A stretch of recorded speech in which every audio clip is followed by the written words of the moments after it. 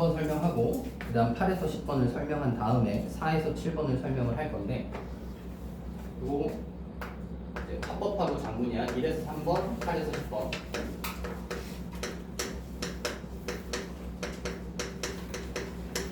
얘네가 이제 대응하는 형태야. 말로 나오는 거고 그냥 그걸 글로 옮긴 거야. 얘네는 통상적으로 몇 개 문단으로 구성된다 그랬더니 4개에서 5개 문단으로. 1에서 3번 지문하고 8에서 10번 지문은 4개에서 5개 문단으로 구성이 됩니다. 그 다음 4에서 7번에 있는 화작 복합 지문의 장문도 똑같아요. 화작 복합 지문에 있는 장문도 이거야. 그래서 화작 복합을 가지고 난이도를 조절하고 싶어도 그때 장문은 길이를 못 늘려. 화법에서 늘리는 뿐이야. 4개 다 문단으로 구성이 돼. 화법은 나오는 건 2개여서 발표 또는 강연. 발표나 강연에 따른 차이는 없어. 얘는 중요한 건 아니었고. 그 다음 장문은 초고였지. 장문은 초고야. 자, 대응하는 전개 방식을 먼저 봐보자.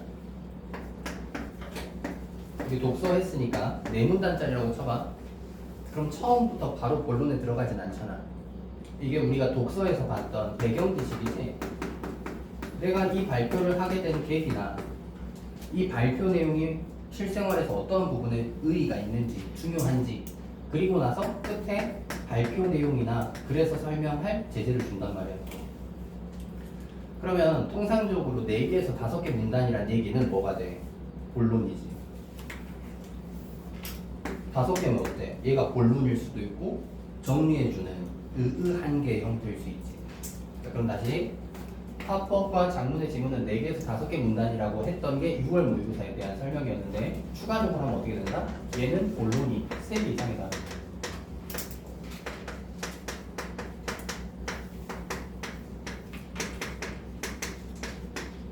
이걸 전제는 또 보시면 돼요. 자, 그럼 여기서 설명하는 거 본론이 3개라고 가정을 하고 한번 설명해보자. 본론이 3개였어. 그럼 1문단에서 내가 이 발표 또는 글을 쓰게 된 계기 또는 이 글의 내용이 어떠한 부분에서 중요한지 설명하고 글감 또는 발표 내용 주고 본론들에서 설명을 해. 그리고 나서 마지막에 뭐 할 수 있어? 지문의 내용 또는 본인이 발표한 내용을 요약해 주거나 이 발표한 내용이 어떠한 부분에 긍정적인 측면, 의의가 있으니까 너희가 추가적으로 무엇을 해봐라. 내가 이걸 설명했으니까 너희가 이걸 일상생활에 어떠한 부분에서 활용해봐라 이런 거지. 자, 이거 그럼 여기 다시 정리해야 되는 부분은 문제 1번은 항상 뭐야? 말하기 방식이야. 그 다음 이게 이대로 대응하는 장문의 첫 번째 문제 문제 8번은 뭐야? 글쓰기 방식이야. 그래서 문제 1번하고 문제 8번은 말하기와 글쓰기 방식이라서 풀이 방법이 같아.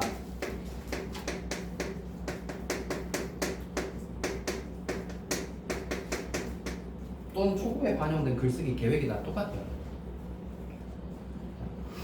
그럼 자주 사용되는 말하기 방식하고 글쓰기 방식은 외워놔야 된다 그랬었는데 1문단에서 많이 쓰는 거야. 뭐 있어? 순서. 내가 이 발표를 어떤 순서에 맞춰서 할 거다. 이 글에서 어떤 순서에 맞춰서 글을 쓸 거다. 또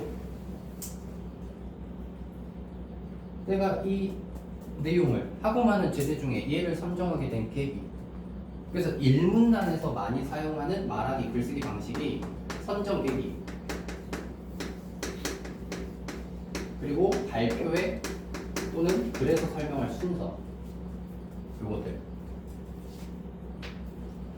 1문단에서 많이 사용하는 그 다음 본론에서 쓰는 것들인데 이 본론에서 쓰는 것들은 꼭 본론에서만 제한되는 게 아니야. 1문단에서도 설명할 수 있어. 단 본론에서 많이 쓰는 거야. 뭐 있을까? 질문할 수 있지. 질문의 형식을 활용하는 거야. 자, 질문의 형식을 활용하는 건 화법과 장문 공통이야. 지금 다 여기 공통이야. 그 다음 화법은 청중이 눈앞에 있잖아. 내가 말을 하는 상황에서 청중이 이걸 잘 이해를 못하는 것 같아. 그러면 그거에 대한 좀 구체적인 예를 든다던가 이해를 도울 수 있는 다른 부분들을 추가해 줄 수 있지. 다른 말로 하면 뭐야? 내가 청중의 반응을 보고 상호작용을 통해서 내용을 수정하는 거야. 근데 이제 장문은 그게 가능하니? 이미 써놓은 상황이잖아. 이미 글을 써놓은 상황이니까 이걸 읽는 독자들의 반응에 따라서 내용을 바꿀 수는 없단 말이야. 자, 그러면 여기 화법만의 특징으로 같이 찾아줘야 되는 거. 화법은 질문만 찾는 게 아니라 거기다 뭐까지 찾아? 상호작용까지 찾아야 돼. 이때 상호작용은 괄호 속에 나옵니다. 질문을 청중의 대답을 듣고 이런 식으로 괄호 속에서. 자, 그 다음에 또 본론에서 쓸 수 있는 거. 그럼 상호작용은 장문에서 찾는 게 아니야. 장문은 질문만 찾으면 돼. 또 본론에서 쓰는 개념을 정의해 줄 수 있지. 개념 설명. 그래서 개념 나오면 동그라미를 치는 거야. 개념 나오면 동그라미. 그래서 동시에 뭐까지 찾아줘야 돼? 개념 나오면. 개념 설명이구나 하고 그대로 끝내는 게 아니라 예시. 예를 들게 되면 청중의 이해를 돕는단 말이야. 개념하고 예시가 거의 붙어 다녀요. 그래서 개념이 나왔다 그럼 그대로 끝나는 게 아니라 뒤에 예시가 있는지까지 봐야 돼요. 또 내가 몰라서 너희한테 묻진 않잖아. 내가 모르면 내가 국어를 가르치면 안 돼. 너희가 머릿속에서 떠올려 보라고. 기존의 것들 바로바로 쓸 수 있으면 안 막히고 쓸 수 있으면 그대로 적용할 수 있다니까. 그 연습을 하셔야 돼.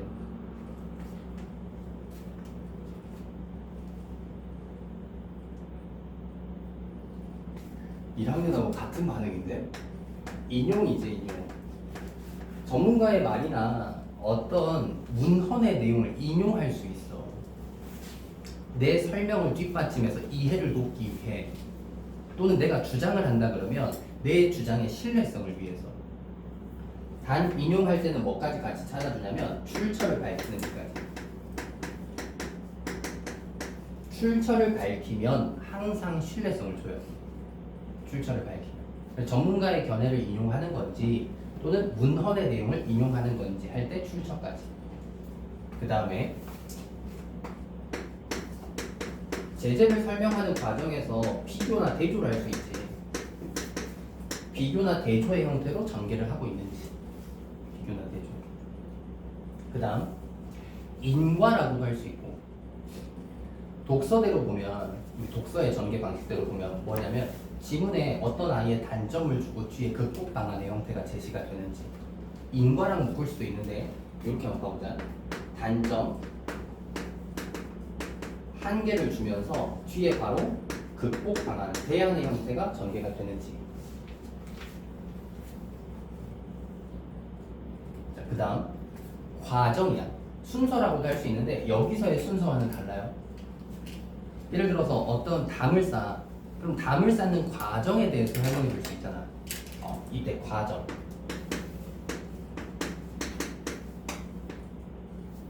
과정을 드러내는 거지. 그 다음 나의 경험을 드러낼 수 있지. 물론 청중과 공유된 경험일 수도 있지만 발표하는 사람 또는 글 쓰는 사람의 경험을 끌고 와서 이야기를 전개하는지. 경험. 이 정도까지가 공통적으로 찾아주셔야 되고, 초록색 좀 전에 했던 화법에서만 사용하는 거. 화법에서는 뭐 또 쓸 수 있냐면 준 언어와 비언어적 표현을 사용하지. 적절한 준 언어와 비언어적 표현을 사용하면 얘는 항상 언어적 표현을 강조해 준단 말이야. 목소리의 크기, 말의 빠르기 이런 것들을 사용하게 되면, 조절해서 사용하게 되면 이해를 도와요. 집중을 유도하고. 비언어적 표현도 똑같아요. 단 얘는 항상 뭘로 나와? 괄호 속에서 나와. 다른 데서 찾는 게 아니야. 괄호를 쓰면서 나와. 이 정도는 본론에서 꼭 찾아주셔야 한다. 얘는 꼭 본론에서만 쓰는 건 아니지만 본론에서 많이 쓰는 거다. 일단 마지막에 정리할 때는 이거지.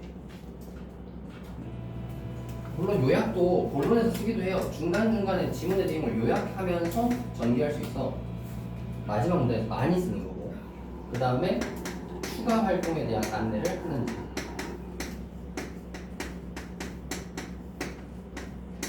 이 정도는 기억해 놓으셔야 돼요. 자, 그러면 1번 문제는 어떻게 풀어야 돼? 지금 여기 1번이 가장 적절이잖아. 문단별로 읽으면서 자주 사용되는 말하기 방식 나오면 그대로 답 찾아. 이해하셨지? 문단별로 읽으면서. 이렇게 해놓고 본인이 문제를 푸는데 내가 놓치는, 여기서 설명하지 않은 놓치는 전개 방식이 있다. 그럼 같이 기억하셔야 돼요. 정리해가지고. 그 다음에 2번 문제. 합법의 2번 문제와 장문에서는 9번 또는 10번 문제인데 얘가 대응한단 말이야. 1에서 8번 말하기 글쓰기 방식 대응. 합법의 2번, 장문의 9번 또는 10번이야. 9번에 나올 수도 있고 10번에 나올 수도 있어요. 왜? 이거는 한 페이지에 문제를 넣기 위해서 조정하는 거예요. 위치만. 9번에 있던 자료 활용이 10번으로 갔다고 문제에서 묻는 게 바뀌는 게 아니야. 똑같아. 자료 활용이지.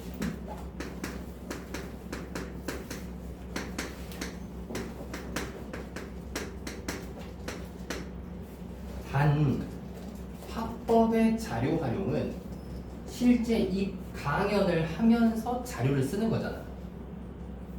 강연을 하면서. 장문의 자료는 초고를 자료를 활용해서 보완하는 거야. 그래서 얘는 발표를 하는 과정에서 쓰고 있는 자료를 얘기하는 거고, 얘는 그다음 9번에서 10번에 있는 자료는 초고와 결합해서 수정하는 거야. 실제 초고에 쓰인 게 아니야. 그 차이뿐이야. 자, 얘는 어떻게 해야 돼?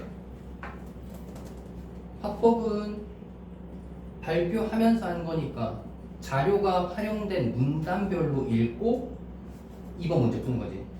자료가 활용된 문단별로 읽고 푸는 거야. 그 다음에 장문은 어떻게 풀어?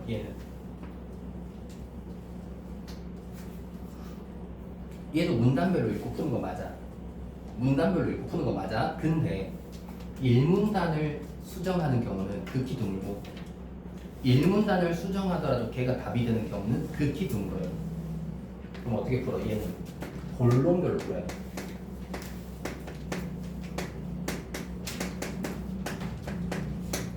이따가 실제 어떤 식으로 풀어야 되는지는 다시 한번 보고,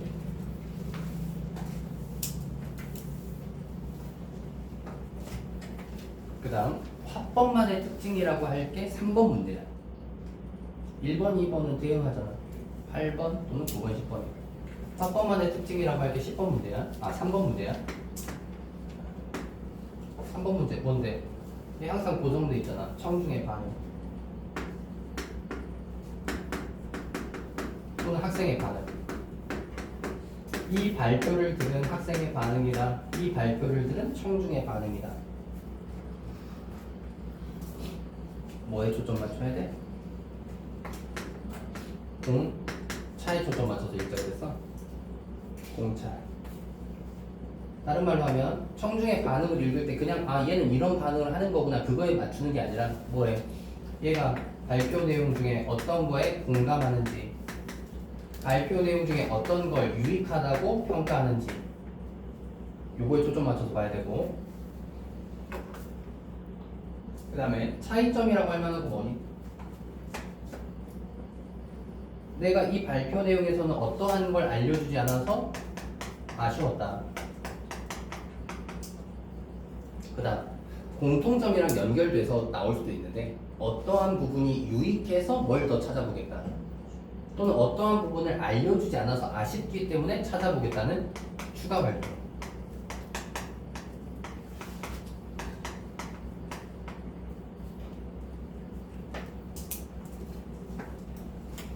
그럼 얘는 어떻게 풀어야 되냐? 우리 1번하고 8번을 제외하고 내용일치처럼 풀려고. 1번하고 8번을 제외하고 내용일치처럼. 그러면 3번에 학생 1의 발화 전체를 쭉 다 봐. 학생 2의 발화 전체를 쭉 다 봐. 통상적으로 청중의 반응은 한 발화당 문장이 2개에서 3개야. 2개짜리 문장이 대부분이고 길면 3개짜리 문장이 나오면 돼요. 자, 지금 여기서 문장 얘기한 게 뭐야? 뭐 단위로 보라고? 문장 단위로 보는 거야. 학생 일의 발화 전체를 보는 게 아니라 그러면 학생 일의 첫 번째 발화 조선시대에 백분으로 하는 색조 화장 이외에 다른 색조 화장은 없었을까? 그럼 이거 딱 끊고 그대로 선지 찾는 거라고. 푸는 순서 얘는 문장별로 보는 거예요.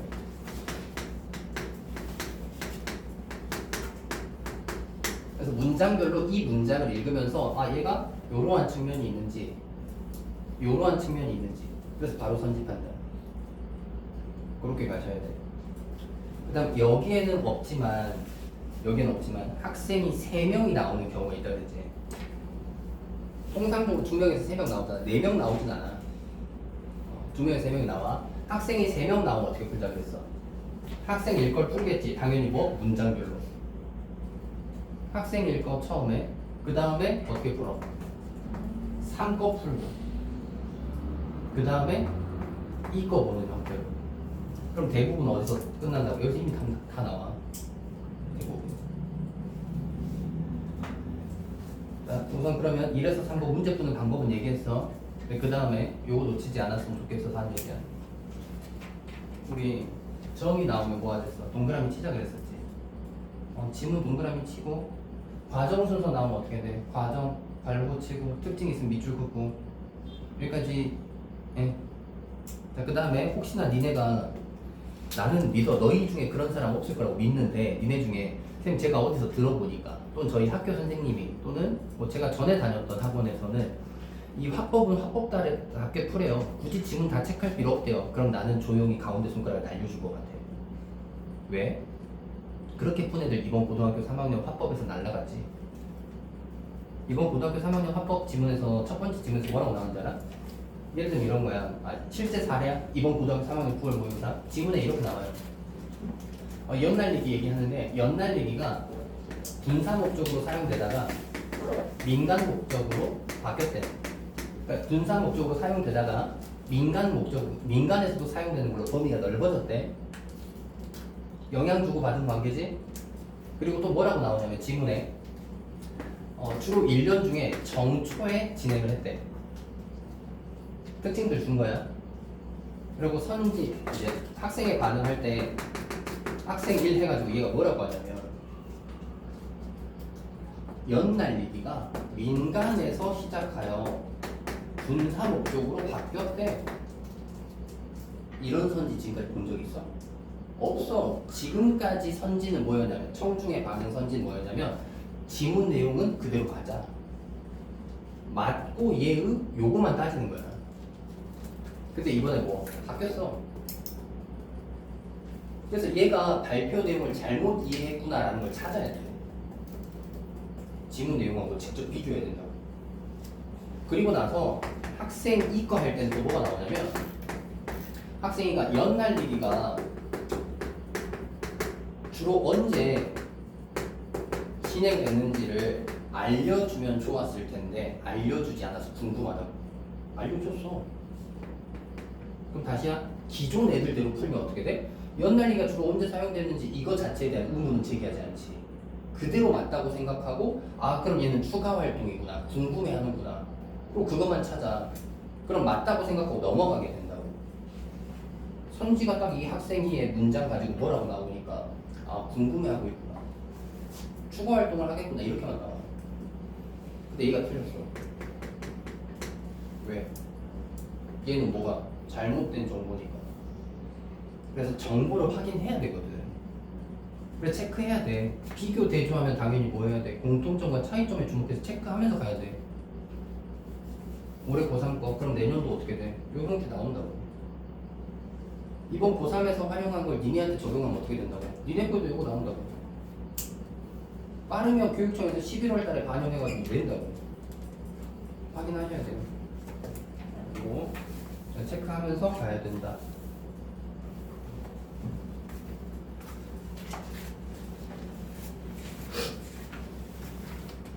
자, 그래서 이 1에서 3번 질문 그럼 그대로 적용하는 거 한번 봐보자. 적용하는 거. 자, 그러면 우선 1번 위 발표자의 말하기 방식으로 가장 적절한 거야. 그럼 문단별로 읽으면서 자주 사용되는 말하기 방식 나오면 그대로 답 찾아야 돼.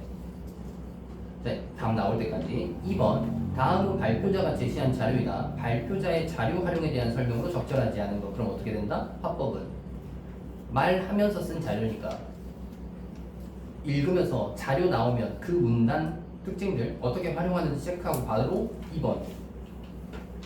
다시 문단 읽고 또 자료 활용한 문단이 있으면 특징들을 확인하면서 그대로 2번. 자료 활용된 문단별로 읽고 풀어야 돼. 그리고 나서 3번. 얘는 글 전체 보고 나서 학생 1의 발화 문장 하나 보고 선지. 문장 하나 보고 선지. 이 순서로 가야 돼. 질문이야. 안녕하세요.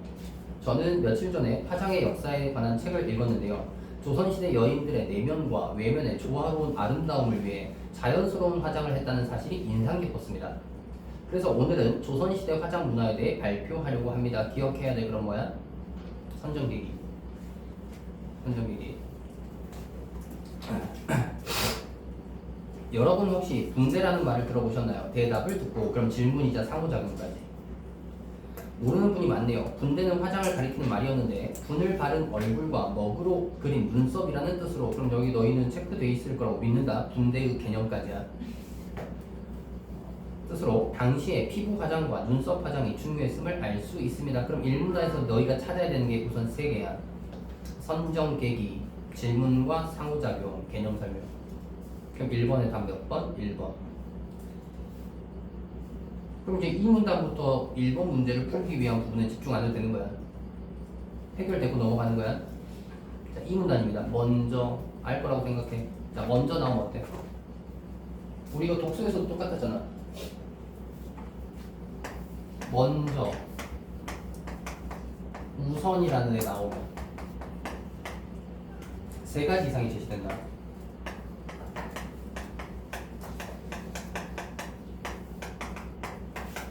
그래서 이걸 쓸 때는 대부분 이렇게 나온다고. 먼저, 다음으로, 마지막으로. 먼저, 다음으로, 마지막. 우선, 다음으로, 마지막. 이런 순서야. 그럼 다시 이거 자체가 중요한 건 아니지. 뭐가 중요해? 3가지 이상이 제시되니까 얘네 사이에 요게 중요한 거지. 그럼 너희가 읽어야 될 때 우선 처음에 나오는 애는 당연히 비교 대상이 없으니까 공차가 없잖아. 처음에 나오는 애는 특징이라고 할 만한 거나 내가 봤을 때 이해하기 어렵다 싶은 것들이 있으면 밑줄 그어줘야 되는 거고, 두 번째 거부터는 요거 중심으로 체크가 돼야 돼. 두 번째 거부터 상대적으로 중요한 건 얘인 거고. 화장은 시간을 줄여야 된단 말이야. 자, 이 문단이야. 먼저 피부 화장은 그럼 어떻게 되냐? 1문단 맨 끝에 제재 구체적으로 알려줬어. 분대인데 분대 중에서 뭐 얘기하는 거야? 피부 화장, 눈썹 화장이 중요했다며. 그럼 피부 화장하고 눈썹 화장을 구체적으로 설명해 줄 거 아니니? 그럼 먼저에서 뭐가 나와야 돼? 피부 화장이 나와야 돼요. 여기까지 했어? 자, 그래서 이 문단에서 피부 화장이야. 피부 화장은 기초 화장과 색조 화장으로 나눠지는데 그럼 어떻게 되겠어? 당연히 기초 화장 설명하고 끝나면 색조 화장 설명하겠지? 순서별 제시. 기초 화장 단계에서는 피부 보습과 미백을 위해 미안수와 면약을 사용했습니다. 미안수는 지금의 로션 역할을 하는 것으로 수세미나 오이의 즙으로 만들었고, 면약은 크림 역할을 하는 것으로 꿀과 복숭아꽃 등을 섞어 만들었습니다. 자료 제시. 보시는 것은 미안수와 면약을 담았던 용기인데요. 액체류인 미안수와 달리 면약은, 그럼 차이점에 지금 초점 맞춰 전개하는 거야. 면약은 점성이 있고 흐르지 않아 입구가 넓고 깊이가 얕은 용기를 사용했습니다. 면약 용기의 문양이 보이시죠? 대답을 듣고 네, 바로 꽃 문양인데요. 용기에 꾸밈새를 더하기 위해 화훼 문양을 그려 넣기도 했는데 부귀를 상징하는 모란을 주로 그렸습니다. 자, 그럼 2번에 그거에 대응하는 자료가 1번인 것 같지? 생김새. 자, 2번 1번 화장품의 제형에 따라 용기 형태가 달랐음을 맞지? 액체류냐 액체류가 아니냐잖아. 그래서 자료 1을 기억에 제시한 거 맞고, 2번 선지. 화장품 용기에 화훼 문양을 그려놓은 이유를 설명하기 위해서 기억 준 거지. 자료 두 가지 중에 밑에 있는 거 화해 무늬 여기까지. 그럼 2번에 1번 이거 맞네. 자, 그 다음 3문단은 뭐에 대한 얘기 하겠어? 이 문단 시작할 때 피부 화장은 기초 화장과 색조 화장 해놓고 기초 화장밖에 얘기 안 했잖아. 그럼 3문단은 색조 화장이겠지. 그럼 4문단 당연히 뭐겠어? 눈썹 화장이겠지. 자, 3문단입니다. 기초 화장을 마친 후에는 백분으로 색조 화장을 했는데 쌀과 잡곡가루를 섞어서 만든 백분은 주 원료가 곡식이었기 때문에 접착력이 떨어졌습니다. 그럼 어때? 뒤에는 이걸 극복할 수 있는 방안이 나오는 거지. 자료 제시. 이 도구들은 백분의 접착력을 높이기 위해 사용된 것으로 분접 시에 백분을 덜어 물에 갠 후 솜을 동그랗게 뭉친 분첩으로 두드려 발랐는데요.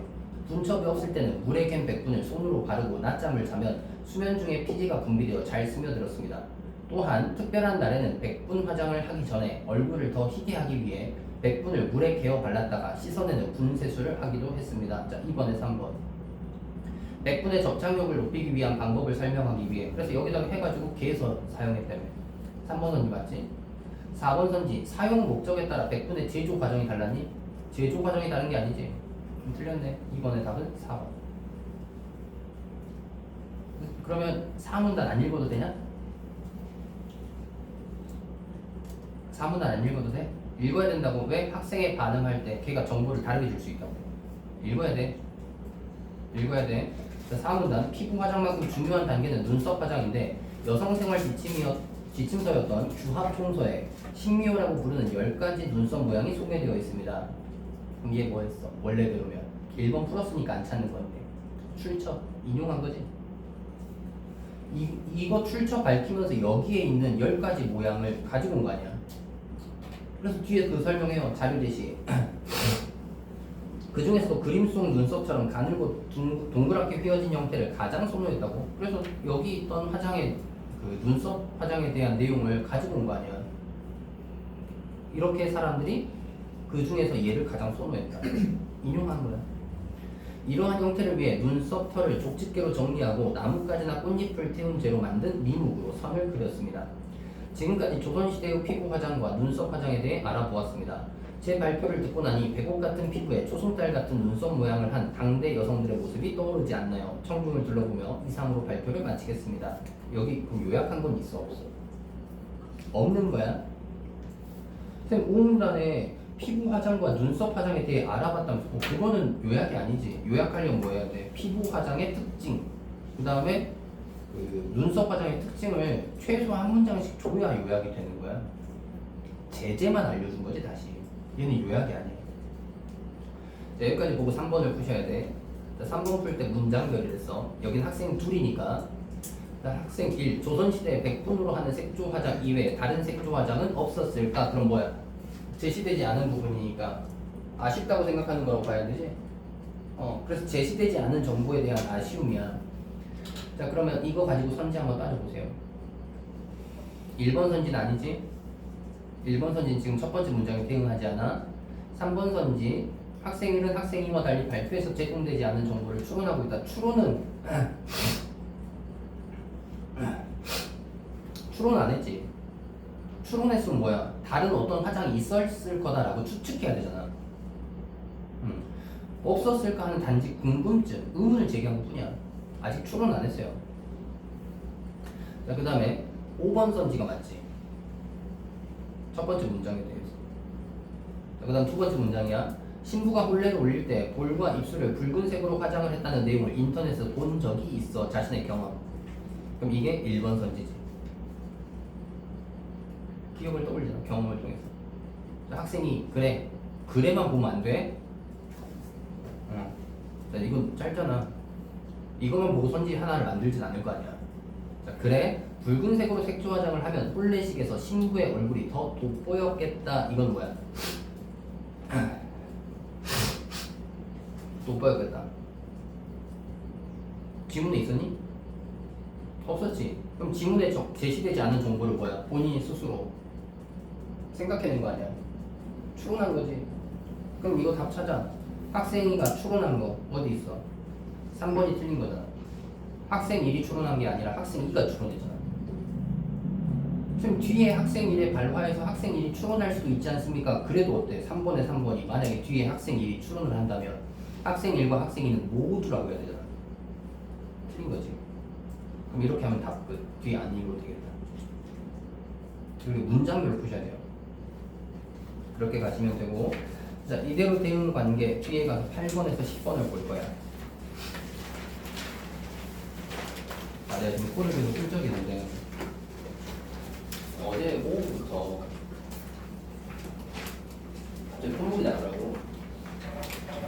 어제 쉬는 날이니까 콧물 있길래 이거는 바로 병원에 가야겠다. 병원에 갔어. 검사를 했지. 의사 선생님은 나한테 검사하지 말라더라고.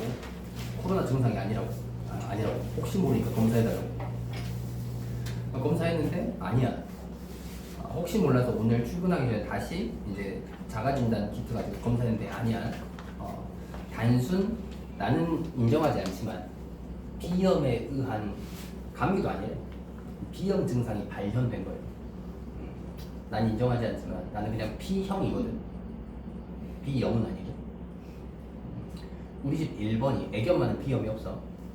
우리 집 1번이 어려서 이제 얘가 감기 이런 걸 자주 달고 살고 콧물 질질 흘리고 막 이래가지고 병원 가면 그때마다 병원에서 검사도 하고 하면 얘 똑같았어. 얘가 비염이 있다고. 근데 얘가 비염이 있는 거는 후천적인 게 아닌 것 같고 선천적인 것 같다고. 심하다고. 애기 엄마는 없잖아. 우리 부모님도 비염이 없으시고 장인어른 장모님도 없으셔. 그때마다 나한테 얘기하는 거지. 나를 닮아서 비염이 있다. 나는 인정하지 않았어. 난 비염이 없다. 단지 냄새를 못 맡을 뿐이다. 그게 그랬잖아. 옛날 하당에서 학원 초창기 때 수업하고 있는데 선생님들이 막 돌아다니면서 애들 선생님 뭐 타는 냄새 나지 않냐고. 그래, 니네 성적 보면 내 가슴이 탄다 이러고 수업 계속 하고 있고. 선생님들이 막 돌아다니면서 원장 선생님 뭐 타는 냄새 나지 않냐고. 애들에 대한 저의 열정. 근데 계속 타는 냄새 난다 그러니까 같이 찾아다녔는데 결국 어디서 타고 있었어? 내 바로 위에 천장에서 합선이 돼가지고 타고 있었어. 몸만. 둘째 클 때도 똑같았어. 둘째도 애가 좀 크는 동안 계속 감기를 달고 살아. 근데 감기가 아니라 막상 가보면 비염이래. 얘도 똑같이 후천적인 것보다는 선천적인 게 강한 것 같아. 그럼 이제 모든 식구들은 다 나의 탓을 하는 거지. 난 얘기해. 난 비염이 없다. 억울한 건 내가 혈액형이 B형일 뿐이다. 우리 딸 지금 6학년. 얘가 크는데 얘도 똑같이 비염이 심한데 이건 후천적인 요인인 것 같다 그러면서 선천적인 요인인 것 같다 그러면서 집에 비염 환자가 있지 않냐고. 근데 같이 병원 가면 식구들이 다 날 보잖아. 난 얘기해. 아니라고. 우리 막둥이 6살. 얘도 비염이 심해요. 얘도 심한 정도가 후천적인 요인은 아닌 것 같아. 그러니까 후천적으로 일반적 아이들이 갖고 있는 비염 이런 것보다 훨씬 심한 거. 난 아니야. 어디서 그런 걸 걸렸을까? 궁금해. 나중에 너희 중에 혹시 비염이 심한 사람 있으면 나도 안 가보긴 했거든. 강진인가 장흥에 비염 치료 유명한 데가 있대. 거기 줄 서야 된다더라.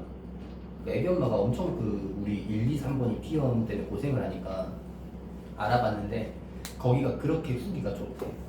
가면 사람들이 나오는 순간 그동안 맡지 못했던 자연의 향기를 맡을 수 있어. 후기가 그래. 한번 가봐. 비염 좀 심한 사람. 그러면 향기를 맡을 수 있대. 물론 나는 안 갔어. 내일 보면 가면 가자마자 비염이네요 하고 묻지 않고 좀 큰 주사를 코에다 바로 꽂는데 니네 비염으로 딱 가는 순간 비염이네요 하고 마음의 준비 이런 거 없어. 그냥 바로 큰 주사를 꽂는데 그럼 이 속에 있는 속에 농이 있는 곳까지 그대로 꽂는 거야. 바늘이 한 4, 5cm가 들어간다더라고. 그래서 모든 사람이 비명을 못 지른대. 왜? 지르기 전에 이미 들어와서. 그리고 그거 맞고 나오면 냄새가 난대. 향기가. 근데 한 대로 안 돼. 2대 맞아야 돼. 2대. 한번 맞아봐. 그리고 후기를 나한테 알려줘. 물론 나는 안 갈 거야. 나는 안 갈 거야. 그래서 나 지금 그런 거 아니야. 다시 이제 우리가 해야 되는 8에서 10번 질문으로 갑시다. 자, 그대로 대응해. 여기 문단 개수 몇 개니? 초보 기준으로. 마지막 문단은 A라고 묶여 있으니까 얘는 수정하는 거라 빼면 5문단이지? 자, 다섯 문단이야. 자, 8번 문제.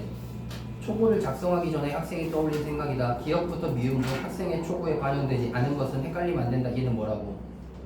글쓰기 방식이야. 글쓰기 방식이어야 돼. 자, 9번이야. 9번이 보기. 그래서 초고를 보완하는 거지. 어떻게 부르라고? 본론별로. 본론별로. 자, 10번. 다음은 초고를 읽은 선생님의 조언이래. 이를 반영해서 A를 작성하려. 그럼 당연히 얘는 읽고 마지막에 푸는 거겠지? A가 마지막 문단에 있으니까. 자, 질문 가봅시다. 장문 상황. 버스 정류장 안전사고를 예방하기 위해 구청에 건의하는 글을 쓰려고 하는데요. 초고. 안녕하세요. 저는 고등학교 2학년 박입니다. 제가 이 글을 쓰게 된 목적은 구청에 버스 정류장 안전사고를 예방할 수 있는 방안을 건의하기 위해서입니다. 보이니? 없지? 그럼 1문단에서 따로 이런 거는 없어 지금.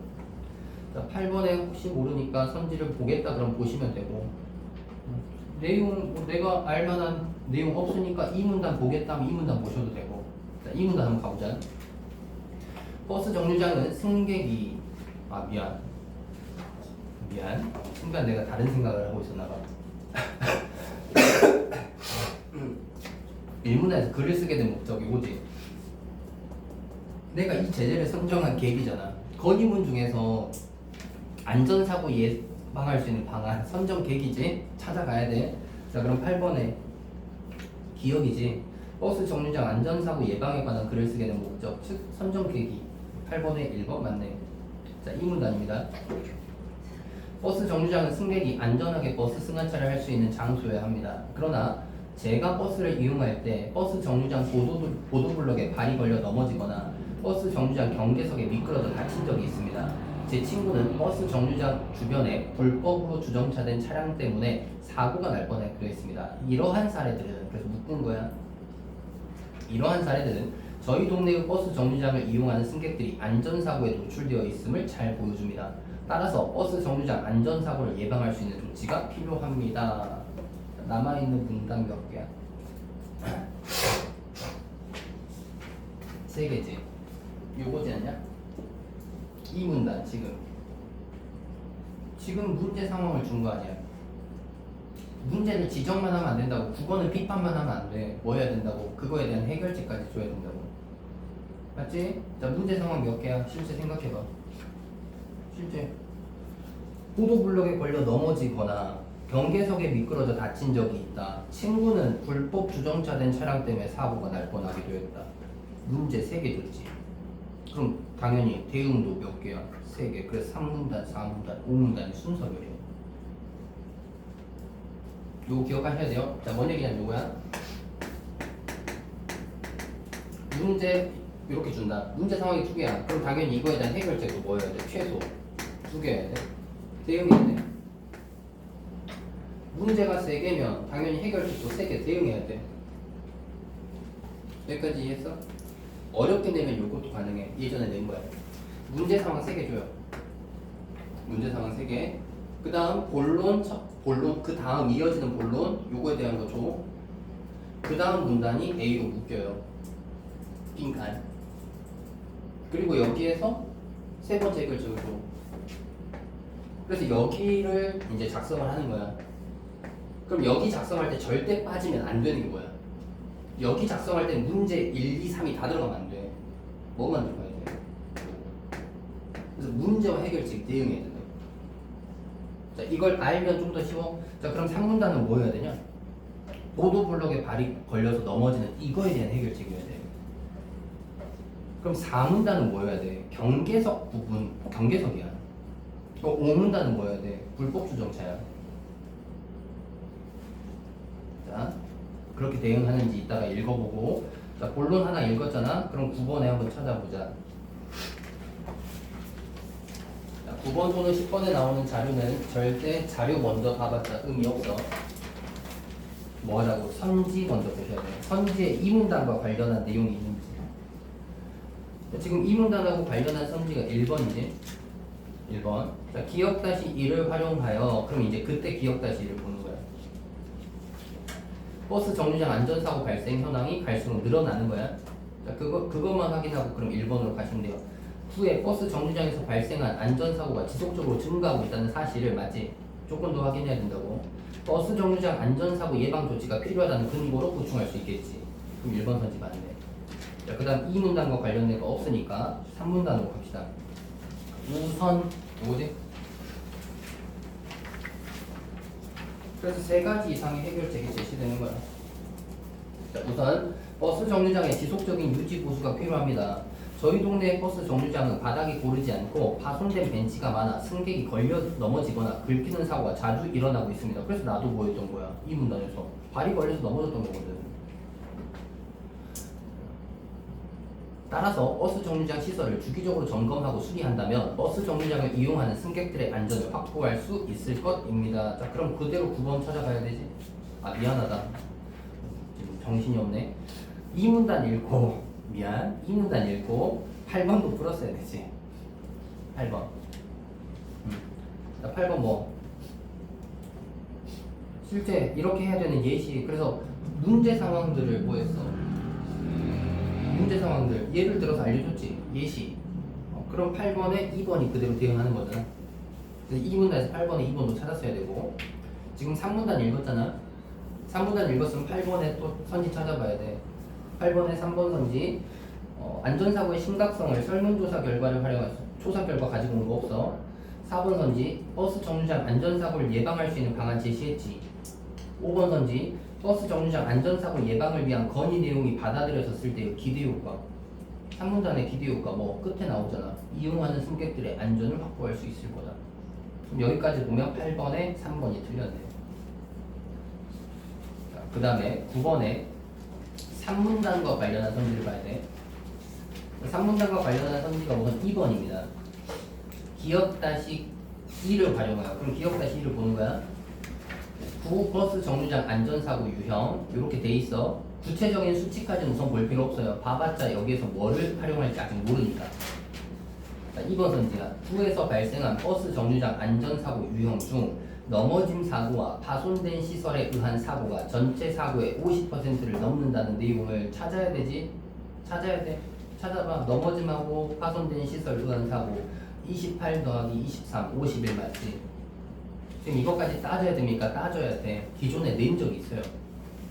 두 개를 합쳤더니 49%인 적이 있어. 두 개를 합쳤는데 49%인데 선지는 뭐라고 나왔냐면 과반수 이상으로 나와. 해야 돼요. 따져야 돼. 자, 조금 맞아. 버스 정류장 시설의 주기적인 점검과 수리가 필요하다는 근거로 3문단을 포함할 수 있지. 그대로 연결되니까 맞고. 그 다음 4문단으로 갑시다.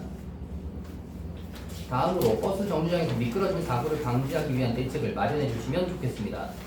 그래서 이 문단에 친구가 그 다친 적 그거랑 연결하는 거겠지. 아, 친구가 아니라 그 미끄러져서 다친 적 본인이.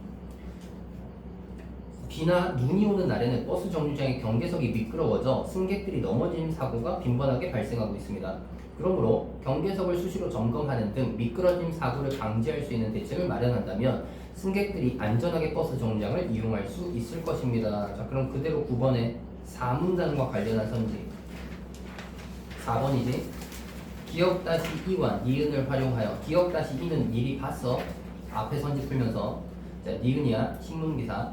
차도와 버스 정류장의 경계를 구분하는 경계석은 비나 눈이 올 경우 승객들이 미끄러지는 사고를 유발할 수 있다. 이러한 문제를 해결하기 위해 다른 시지, 얘는 구였고 다른 지역의 사례인 거야. 시에서는 버스 정류장 경계석에 미끄럼 방지 시트를 설치했다.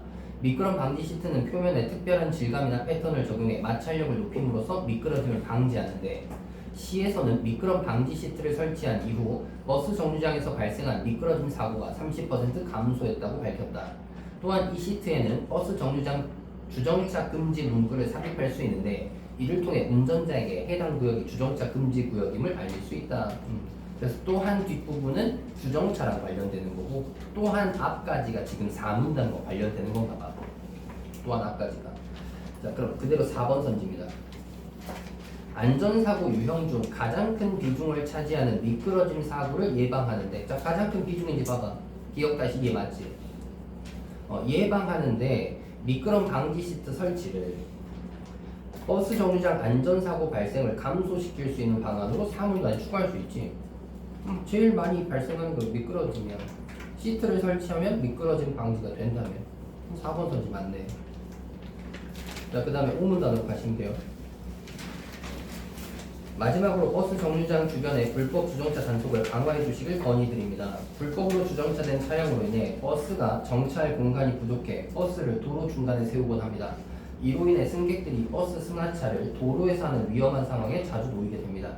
그렇기에 불법 주정차 단속을 강화하면 버스 승하차 시 도로에서 발생할 수 있는 차량과의 충돌 사고를 예방할 수 있을 것입니다. 자, 그대로 이제 남아있는 9번의 선지 3번. 자, 디귿을 활용하여 버스 정류장 주변 불법 주정차된 차량들로 인해 국민들이 버스를 탈 때 사고에 대한 불안감을 느끼고 있다 그랬었지. 아, 디귿 우리 아직 안 읽었냐? 아, 그래? 미안. 그럼 디귿 보자. 버스 정류장 주변에 불법 주정차된 차들 때문에 차도로 나가서 버스를 타는 일이 하루 이틀이 아닙니다. 버스를 타기 위해 어쩔 수 없이 차도로 나가지만 교통사고가 날까봐 두려운 마음이 큽니다. 그래서 차도로 나가지 못해 버스를 놓친 적도 있습니다. 버스 정류장에 주정차 금지 구역이란 교통표지가 있는데도 잘 지켜지지 않아 불법 주정차 단속을 강화하면 좋겠습니다. 3번 선지. 차들로 인해 국민들이 버스에 탈 때 사고에 대한 불안감을 느끼고 있으며 버스 이용에 지장이 있다는 사실 맞지. 그래서 주정차를 단속해야 될 강화 단속 필요성 5문 남았고 5번 선지. 니은과 디귿을 활용하여 경계석에 설치하는 미끄럼 방지 시트에 문구를 삽입하여 교통표지를 따르지 않는 운전자에게 주정차 금지 구역임을 알릴 수 있다는 사실을 알릴 수 있다 그랬지. 니은에서 알릴 수 있대.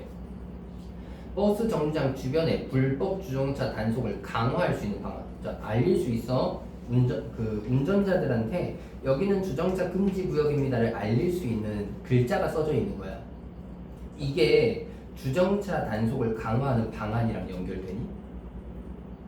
알리는 건 뭐야? 하지 말라고 예방하는 요구한 거지. 주정차 자체를 불법 주정차를 하지 않도록 예방하는 거잖아. 근데 뒤에는 뭐야? 단속을 강화하는 거랑 안 맞지 그러면. 목적은 예방이야. 사람들이 주정차 자체를 하지 않도록 원천 차단하는 목적이라고. 단속 강화는 뭐야? 결과물에 대한 처리인 거잖아. 한 사람들을 이렇게 처벌하겠다. 그래서 달라요. 목적은 예방이야. 그래서 인과가 맞지 않기 때문에 9번의 답은 5번이 됩니다. 자, 그 다음 10번으로 갑시다.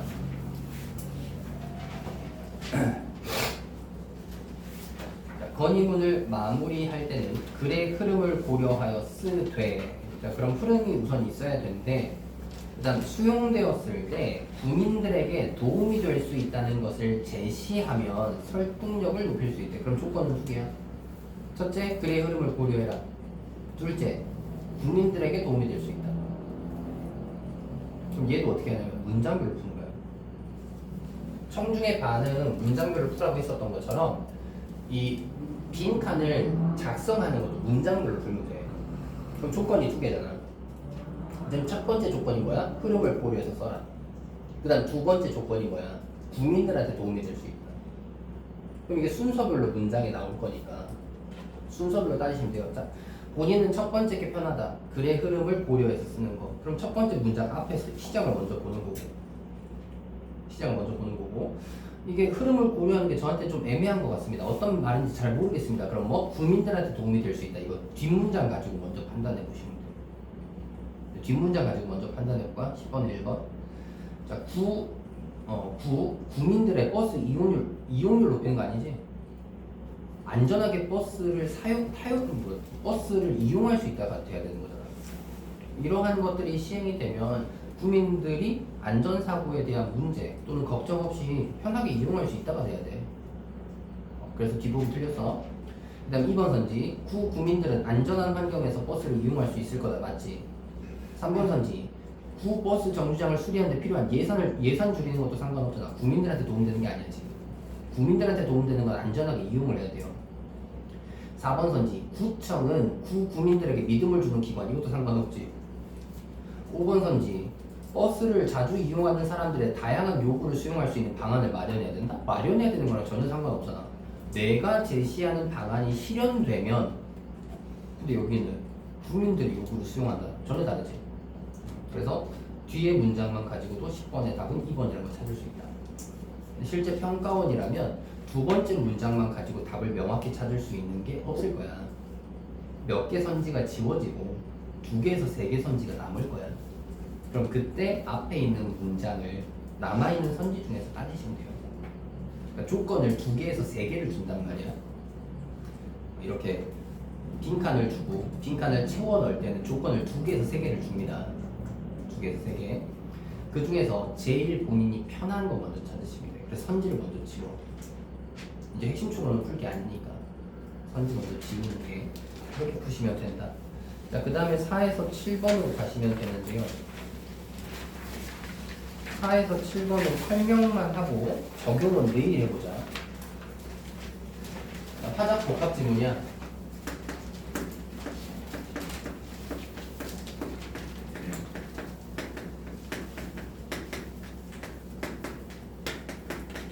너희가 내년이 돼서도 합법 작문을 선택하게 되면 얘가 제일 어려워. 오답률이 높은 문제 항상 하나가 여기서 나와요.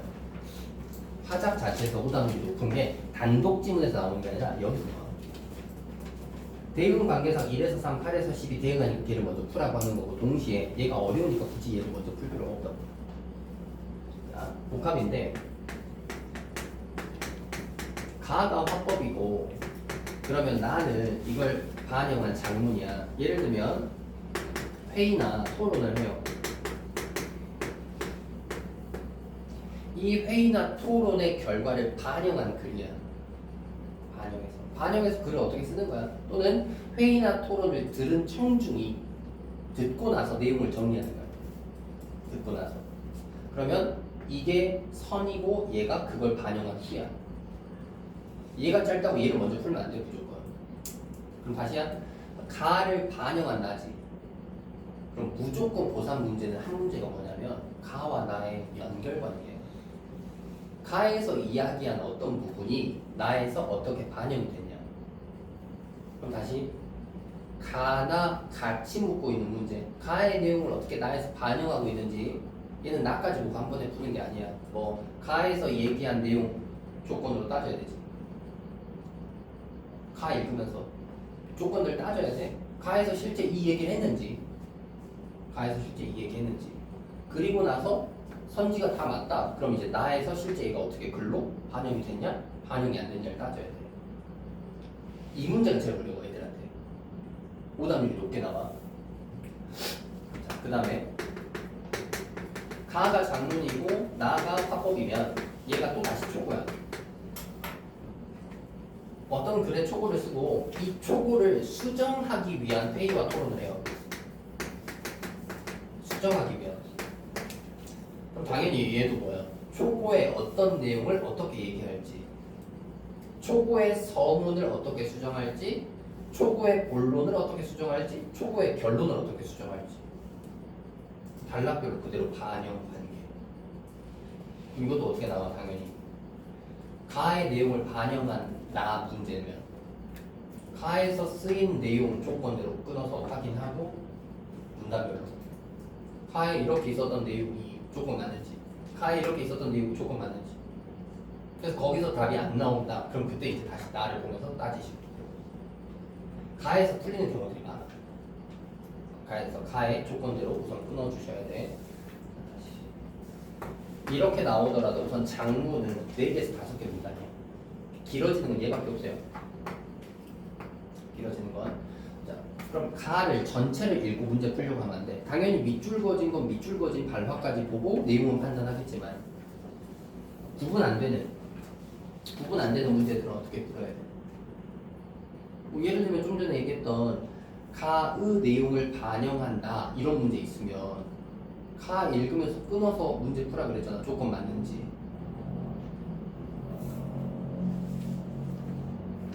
7번 같은 문제 얘기하는 거야.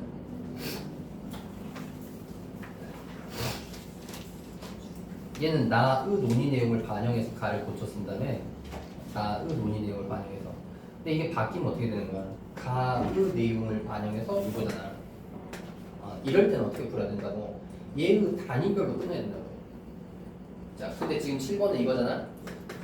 나의 논의 내용을 반영해서 얘를 고쳐 쓴다며. 그럼 어찌되었든 나의 논의 내용별로 다시 구분해야 될 거 아니야. 그럼 어때? 나를 의미상 달라고 쪼개서 읽어야 돼. 의미상 달라고 쪼개서 읽어. 자, 말 어렵게 했는데 이제 쉽게 정리하자. 어떻게 하라고 되니? 이렇게 나올 때. 토론은 사회자. 토론은 사회자. 학급회의는 반장이나 회장이 나오면 걔 중심이고 걔가 사회자 역할을 하니까. 근데 최근의 트렌드는 그냥 학생 1, 학생 2, 학생 3이 나온다. 그럼 어떻게? 첫 번째 발화자가 사회자의 역할이다. 첫 번째 발화자 단위로 끊으시면 된다고. 그럼 이렇게 보는 거야. 실제 나를 봐봐. 나의 처음에 학생 1이 기사문을 처음 써보니 부족한 점이 많은 것 같아. 좋은 점 부탁해볼까? 얘는 기억이 있으니까 그대로 기억 문제 풀면 되지. 그 다음에 학생이 나오고 그 다음 다시 학생 1이야. 표제에 동아리 체험 활동이 진행되었다는 점과 그 행사의 의미가 드러날 수 있도록 수정해 보라는 말이지. 그럼 그렇게 수정할게. 전문은 어때? 그럼 여기서 끊고 뭐 하는 거야? 7번에 표제 부분 푸는 거야. 사회자의 역할이 하나의 발화를 마무리하고 새로운 발화로 넘어가는 거니까 시작한 애가 그 역할을 해준다고. 그래서 이건 학생 일의 발화 단위로 읽고 풀어야 된다고. 전체 읽고 풀려고 하면 고3은 지문이 더 어려워서 못 풀어요. 그리고 고3은 7번에다 가장 적절 줘버리면 어떡해. 찾기가 더 힘들지. 그래서 발화별로 끊어야 돼요. 발화별로. 자, 그렇게 푸셔야 한다. 내일 여기서부터 다시 설명하도록 합시다. 내신 공부들 시작하셔야 되고 문학하는 사람들은 공부하시다가